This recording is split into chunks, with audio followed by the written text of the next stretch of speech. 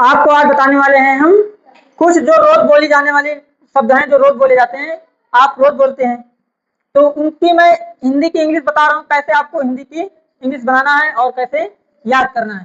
तो लिखा है I do. I do miss होता है मैं करता हूँ। सबकी हिंदी सेम है लगभग लगभग और इंग्लिश भी सेम है, लेकिन इसका अर्थ अलग अलग है। जैसे कि आई डू मैं करता हूँ, आई डिड मैंने किया, आई हैव डन मैं कर चुका हूँ, आई विल डू मैं करूंगा, आई एम डूइंग मैं कर रहा हूँ। कुछ बच्चे बोलते हैं ना, जब कोई काम बोलो कहते हैं मैं कर रहा हूँ, कहते हैं ना, तो मैं कर रहा हूँ, इसके लिए आई एम डूइंग क्या होगा, आई एम डूइंग। कुछ बच्चे क्या होते हैं, जिद्दी होते हैं, उनके लिए आपको खास ये बात याद रखना है, आपको उनको मोबाइल नहीं देना है।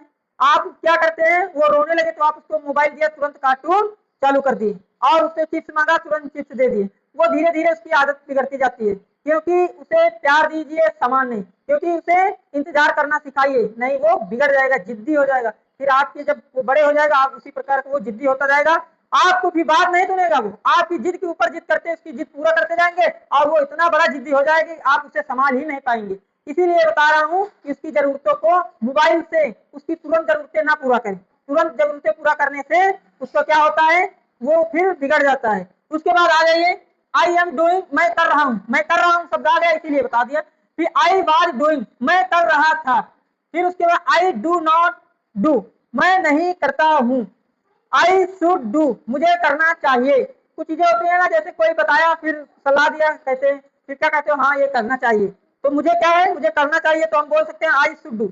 आई शुड डू मैं मुझे करना चाहिए। आई कैन डू मैं कर सकता हूँ। देखिए कोई जैसे कि कोई सरल काम है, जैसे कि कुछ भी हो जाए, आपको होमवर्क मिला या कुछ सवाल मिले, आप बोलेंगे मैं कर सकता हूँ, आसान है, उसी प्रकार कह रहा है मैं कर सकता हूँ, तो आप कह सकते हैं आई कैन डू। उसके बाद आई हैव टू डू मुझे करना होगा। उसके बाद आई ट्रीट टू डू मैंने करने की कोशिश की। कोई चीज होती है, मतलब कि कोई भारू वस्तु हो या फिर कोई सवाल हो, कोई होमवर्क मिलता है और तुम करते हो, कोशिश करते हो, लेकिन गलत हो जाता है। लेकिन आते हो स्कूल में, जब आते हैं तो टीचर आता है, कहते हो हमने सर कोशिश की थी लेकिन हुआ नहीं है, तो तुम्हें क्या बोल रहा है यहाँ पर, आई ट्रीट टू डू। तो इन जो भी है जितनी मीनिंग है, इनको आपको याद कर लेना है। याद अच्छे से करने के बाद आप अच्छे से लिख लेना है और इसे सुबह शाम 2 बार पढ़ लीजिएगा, याद हो जाएगा, बहुत ज्यादा कठिन नहीं है।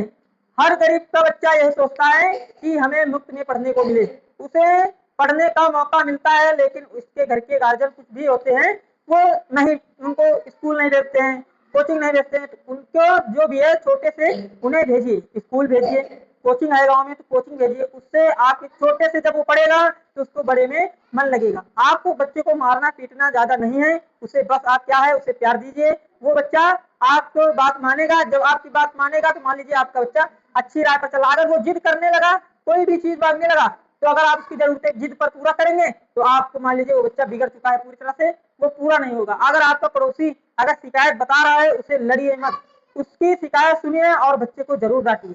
ये हमारी राय है। धन्यवाद।